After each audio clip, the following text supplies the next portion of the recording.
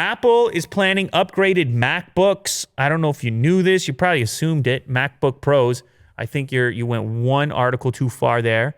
That's actually the Mac Pros. Back one more. There you go. Upgraded MacBook Pros and Mac Pros, which we're going to get to next. What's cool about the MacBook Pro report here from Mark Gurman on Bloomberg, he has somebody close. How do you describe one of these people? Somebody with knowledge on the matter. A Ming Chi?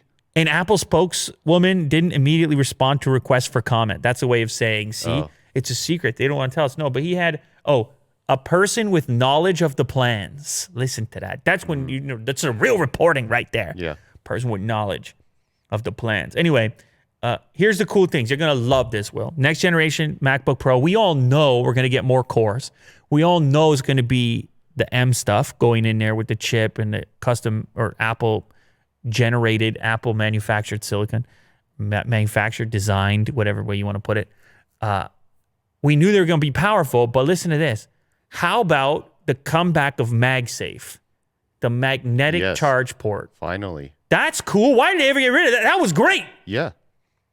I understand you want to go Type-C. Okay, Type-C is fine. Have the Type-C, but then still have the MagSafe. Mm-hmm. Fantastic. Anyway, they got rid of it for whatever reason. Supposedly on this next gen, they're going to do a barrel-style connector, and it's going to charge faster than Type-C. And you get the magnet back for when you kick it. So that's great. There's also the rumor that they're going to get rid of the touch bar, which many people just haven't really liked all that much, prefer the physical keys. Mm-hmm. And also the old keyboard. So Apple, weirdly, on the laptops, they go backwards to go forwards. Old keyboard, old MagSafe, and no touch bar. Excellent.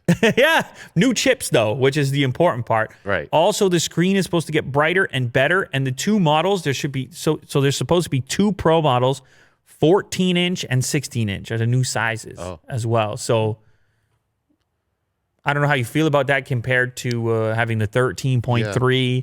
Gets a little bit larger, but hopefully they shrink those bezels. And I bet you the footprint is going to be, once they figure that out, it should be roughly the same. Yeah. Another part of this rumor, they're going to rework the Air model, but there's no timeline on that. The MacBook Pros are going to be next because they're a bit outdated at the moment.